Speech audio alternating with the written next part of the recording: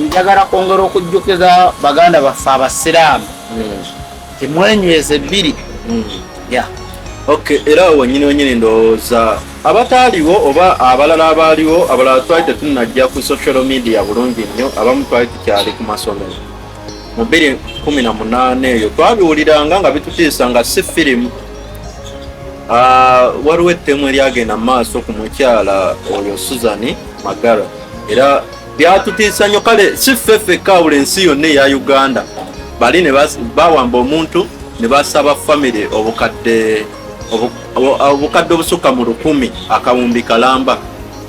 Naye kale kankubuuze kino ekibuuzo nti emisango emikadde gino eno wakati bamaze almost yali 2018 nga tonnatunulira nnyo kyabasiramu 2018 eno 2016 almost tubulizaako emyaka 2 okuweza emyaka 10 olukyanga omusango guno eno gwatwalibwa mu kkooti era simanyi oba gubadde guwulirwa simanyi ki, wabula twazuukusa omulundi gumu omusango ne gujja ne babizuukusa byonna ne babitujjukiza obujulizi bwonna bwonna bwakoze ki bwaweereddwa oba bulijjo bwaliyo eryo lyonna n'ebbanga.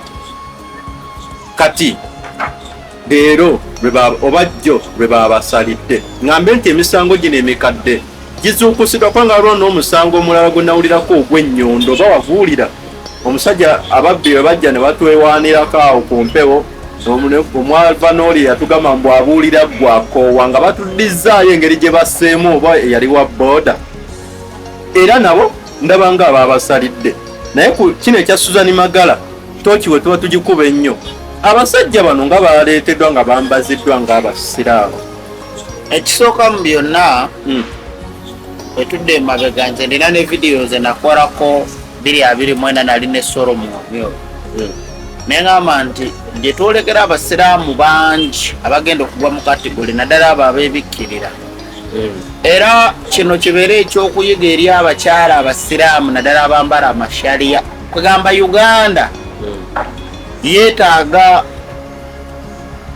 ndowooza teyeetaaga busiraamu, gavumenti eriwo tebeetaaga oba nkinyonyole bwenti tebakolagana nabo tebeetaaga busiraamu kubanga gwe President Museveni olunaku olwaleero ali Tanzania amaze ennaku 4 naye bagamba mu mawulire gavumenti egamba amaze yagenze ku ssajju.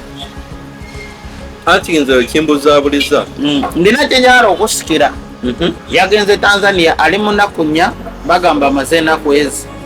Kakati ali Tanzania ali mu konfaminga amafuta batandike okuzimba zi bizinesi zaabwe ez'amafuta era ensonga ya mutute y'amafuta. Bwe weebuuze bwe yagenza okirowooza nti amawulire gayinza okishifutinga ne baddamu ne bakola ki bw'olowooza Tanzania ki ekyamutute anti Tanzania ekyo kankyerekere naye nandugate Tanzania kiringa kitwale nti nga bw'obeera ne manager n'omugamba nze nnyinza okufa naye puroguramu zange zonna omwana wange yanaakola ki yanaaziddukanya naye bagamba nti amafuta bagalongooseza Tanzania era kyekiri Tanzania. Then namba 2 lwaki omusango gwaze mu wiiki emu ne bagusalirawo? Egyo emisango nga batambuza abantu gibadde gigenda myaka 10. Egyo emisango nga batambuza abantu bannange like ekyokulwawo era gimaze emyaka 8 nga bali mukomera sebwe kiri.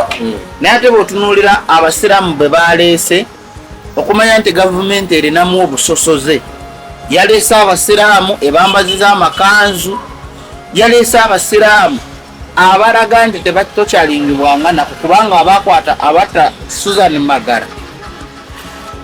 Bannayuganda muddamu okutunuulira ebifaananyi ebyaliwo n'abantu be bakwata mu 2018 nga mwetegereza obulungi ojja kulaba nti waliwo enjawulo n'ebifaananyi ebiriwo leero.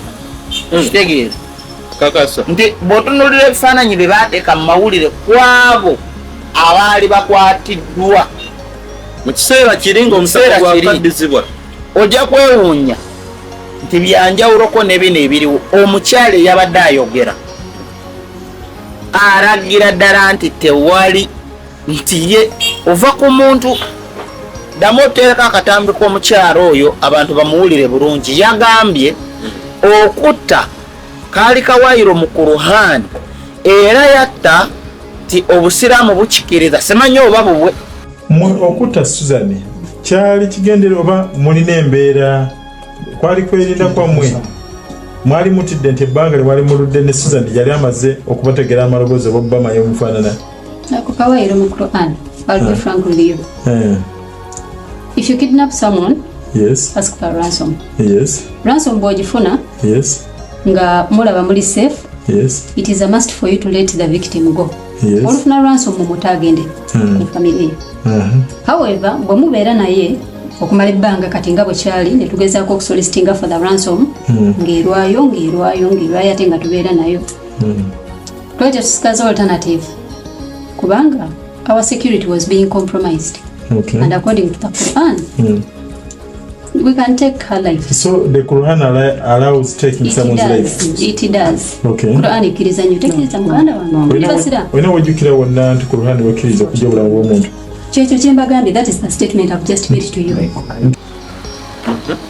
Omanyi naye yafuuse nga bano abarokole, omurokole atuuka n'akusanga w'okolera n'agamba nti nkuleetedde Yesu. Gwe tolina buyinza ku bulamu bwamu. Kati kyekiri kye nali nkugamba nti singa omusiraamu oba omuzungu akeera n'ajjawo eddiini, bano abantu Abafirika bayinza okwetta. Lwaki? Ono ebigambo byeyogedde alinga akuttira yasse obusiraamu obuli mu Uganda nti essaawa ya leero abakyala bonna abasiraamu oba abasajja abasiraamu obadde okimanyi nti tubadde n'ekizibu bwetunulira Uganda ssaawa ya leero amakomera ga Uganda ogayita mizikiti kubanga gonna gajjuddemu basiraamu. Amakomera ga Uganda nze nasoose neŋŋamba nti oba empalana eri mu gavumenti n'abasiraamu neŋŋamba oba abasiraamu tebakola mu gavumenti oba tebajoyininga gavumenti. Empalana yavaawo. Neŋŋamba oba abasiraamu bwebanga tebajoyininga magye bagende bajoyininge gavumenti oluse nebaagala buli kibi kyonna kitomera musiraamu. Lwakuba nti naade waliko akadokumenti akalala ke nasomyeko ne bagamba nti ekisookera ddala nti bamaster plan ab'omusango ogwo bo badduka bano eno be bayambako abo be batulaze mu kkooti. N'ekirala mu miitingi ez'okutta oyo Susan Magala bwezaatuulanga omuzikiti gwalinga awo mu Kisenyi busaafe gwatuulanga awo mu miitingi omwo mwezaatuulanga mu kusooka nga baakakwata Susan Magala. Njagala munnayuganda mpuliriza owulire bulungi ate oba oliawo kisobola otuyamba ffenna. Just tuli mukola ka documentary kubaganya birowoozo. Bw'otunuulira abantu abaawamba Susan Magala ne keesi gye baali baleeta, keesi eyo teyaripootingamu basiraamu baali bawera 2 mu kiseera ekyo naye bakulaga baleese abasajja abasuka mu 8 ne baleeteramu n'omukyalo omu. Bw'otunuulira obuwambi obuzenga bukolebwa wano e Uganda oba buli musango omubi gwonna. Juzi baleese omusajja eyata omulamuzi Kagezi ye bwe yali mu kooti, Joan Kagezi bwe yali mu kooti n'alyoka yeekwasa Kagame, banange Kagame yeyantuma ne Kayihura. Kakati omuntu kale katuwa ekyokulabirako bw'aba yayogera Kayihura ye nga tavunaanibwa. Kyokka ate wano poliisi bw'eba enoonyereza ku bannayuganda, nagambe wano Uganda erina amateeka agatakola. Uganda yeetaaga kukyusa bukyusa kulembeze nti bwe baleeta constitution nga yaggwanga erina okuvunaana omukazi, erina okuvunaana omusajja, etteeka teribaako gwe libaguliza. Lwaki? Omukazi bw'azza omusango era ndowooza oyo ajati gwe nasoose okulaba gwe baataddeko empiira nati avunaanibwa gwa butujju mbu yaliwo nga bamulimakulibuga va ku kyobutujju n'omuntu asse yenna ekibi kisigala kibi. Mulimu amateeka g'emizanyo abantu abazanya chess.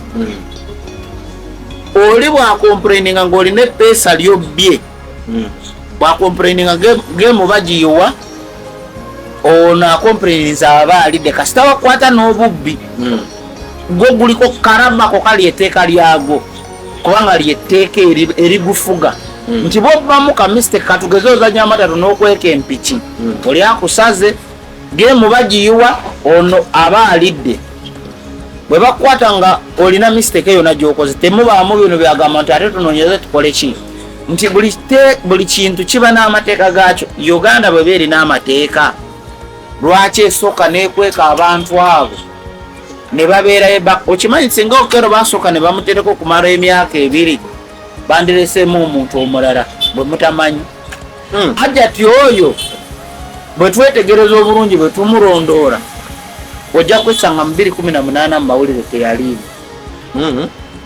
lwaki ate ne bwaba nga teyaliimu nga poliisi egenda kweyagaliza egambe nti banaye twali tetunamuteeka mu mawulire we mwamukwatira lwaki temwalipootinga nti yaliko naye ne mumulabisa bwatyo ebigambo ajeti byeyayogedde yabadde ngaali ku script eya Mavo bakutunuzaamu kamera ne bakuwa olupapula nga gwe buli wootuuka oyogera osoma wali ku lupapula n'ogamba nti n'otandika okwogera ebigambo byemulaba mu firimu tebiriva mu mutwe nga bali mu siini bibeera ku lupapula wali akola olugero akola sitole agiwandika ku lupapula ono n'agisomera wiikisi nga 2 then bwamala ogisomera wiikisi 2 bwaba tagikutte mu kuzajja firimu abeera wali ng'agikolako kati ate okusinziira nga bw'ayogera eyo script yakusanyawo basiraamu era baganda wange kambagambe kino sikyogera nti lwa madiini lwa politics kyogera lwakuba nti fena tuli baddugavu omuzadde yenna omukyala yenna mulekerawo kutambula nga mwebikiridde ng'oyo omukyala kubanga omuntu ojja kumunyiiza oba muyombe asobola kati saawa ya leero twalina ekizibu ky'omusango gwa Uganda nga omuntu waba yagala kubagamba nti defilement yalepinze omwana wange okimanyi nti kati abakyala abasiraamu oba abasajja abasiraamu bawerekedde obuzibu nga omuntu ne bwava eri n'akuwayirizako nti ajati oyo omulabi alina emmundu ajati oyo omulabi alina ebintu ebitategerekeka byekuusa ku bbomu ng'akuwayiriza bakutta essaawa yakakati omukyala ebigambo byayogedde mbuye nti tebatalwa ssente era ebigambo bye ndowooza osobola obyewulirako weewaawo mbu yali abalabye tusaasira abantu bonna abaafiirwa abazadde ba Susan Magalo okufiirwa omuntu wo olaba bawamba buwambi omuntu nze nga simumanyi nempulira n'amaanyi gampwedde okutta Susan kyali kigendera oba mulina embeera kwali kwerinda kwammwe mwali mutidde nti ebbanga lye muludde ne Susan yali amaze okubategera amaloboozi oba bamanyi omufaanana kukawayiro mu Quran I'll be frank with you. If you kidnap someone, yes, ask for ransom. Yes. Ransom bw'ogifuna, yes, nga mulaba muli safe, yes, it is a must for you to let the victim go. Yes. Olufuna ransom omuntu agende ku family.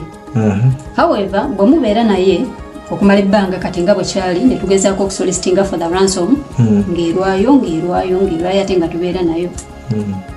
Twajja tusikaza alternative kubanga our security was being compromised. Okay. And according to the Quran, we can take her life. So the Quran allows taking someone's life? It does. Okay. Quran ikkiriza nnyo tekereza muganda wange. Olina wejjukira wonna nti Quran wekkiriza okujja obulamu bw'omuntu.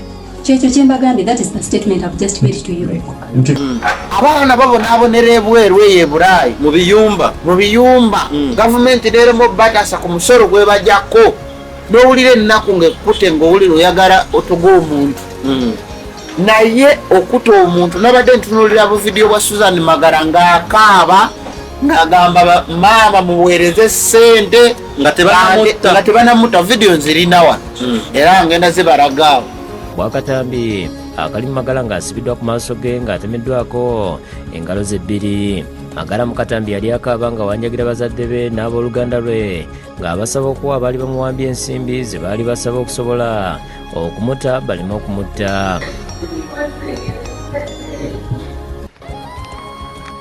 omujulizi ono we-18 mukugu mu kunoonyereza ku misango egyekuusa kukozesa obubi kompyuta okuva ku kibe kya poliisi naggulu awadde obujulizi obw'entiisa era obulese buli abadde mu kooti ng'atidde. Ono mubumu ku bujulizi bwaleese mubaddemu esimu y'omugenzi Magala ez'abazadde be eyasengaawe ne yeeyambisibwa nga bamuwamba okusabirako ensimbi nga bino biragiddwa kooti. The lap number is UPF stroke CCU stroke 36 stroke 18-1.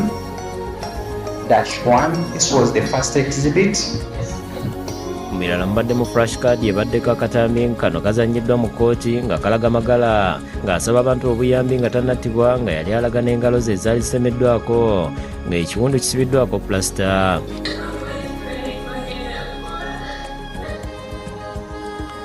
And she was also had telling that the relatives not involved in police because police would not help. Kanene era alaze kooti ekizibiti ky'ensimbi eziri mu ddoola famire y'omugenzi Magala zibaali bawaddeyo okuta omwana waabwe. Alezina amaloboozi agaali googerezeganya wakati w'abaali bawambye Magala ne bazadde be nga basaba ensimbi n'okubalagirira we babaziteeka. Susan Magala we yatuukira okukaaba obulumi bwe yayitamu n'omukyala ebigambo bye yanyonyodde ne bw'obanga kitegeeza abasiraamu abagezi balina okuvayo ne beedifendinga nga bukyali. Omukyala bw'otunuulira akatambi ka Susan Magala engeri gye yafaamu ng'araajana bamutemako basooka ne bamugyako kanonde bamugyako kubiri ne bamutta bamuleepinze bamukola ebintu bingi naye ebyo byonna ebiri behind ababala game sijja kubulira wano ku mpewo. Susan Magala yatuukira okufiira juzi wano wabaddewo emisango mingi egy'abantu egiri mu bwetaavu abakyala bangi ng'abantu babasse wano. Nzijukira ekitta abakyala wane Nansana ewaffe teboogerwako abaabata tebaboogerako. Naye bw'otunuulira ssaawa ya leero naffe twagala obwenkanya bwebanga babasalire itsoke naye lwaki buli kibi weewaawo sigamba nti basibe omulokole omukatuliki omusamize naye ate lwaki buli kibi kitomera musiraamu?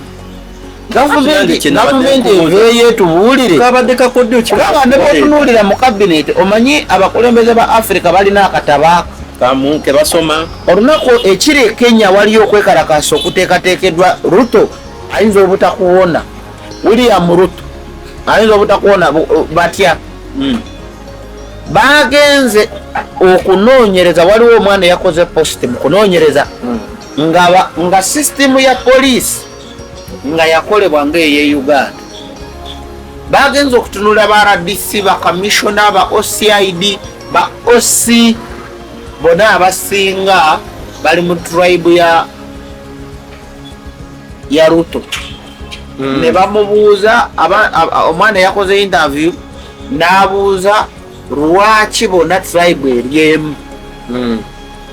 Ruto yatandise okudivertinga okutandika okuwa abantu b'ebifo ebinene yakyuse nga bwe kiri wano.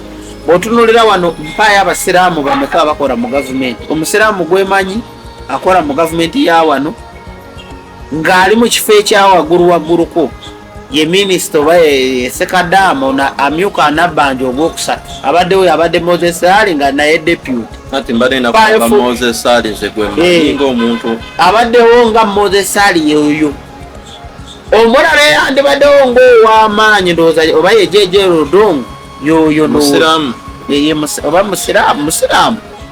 Waliyo omulala mu kabineti erimu mpaayo abasiraamu bameka nga ba MP.